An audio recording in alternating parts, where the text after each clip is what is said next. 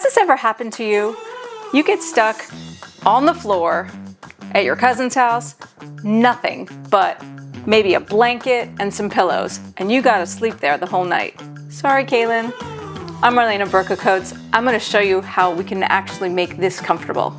We have the back sleeping position here, where we've got support under her legs, just under the butt and under the knees, and then 2 pillows to support the shoulders so you're not on the hard floor, and then 1 under the neck. So it kind of gives a nice little slight curve there so you don't have a lot of pressure points on the floor. And this floor is tile, it's hard. But let's say you're a side sleeper.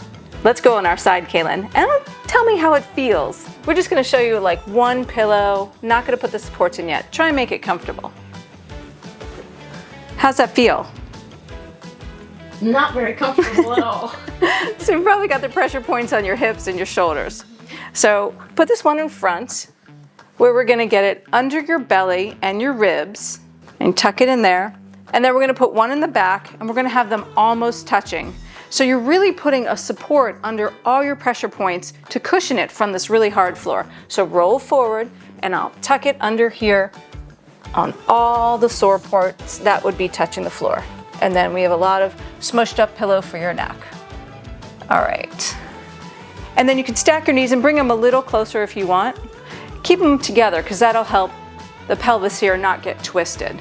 So you could sleep on your side, you could sleep on your back, but you can sleep on a tile or wood, or maybe you'll get the carpet. That's even better. But this is hard if you don't have these supports. How's that feeling? Much better. Great. Night, night.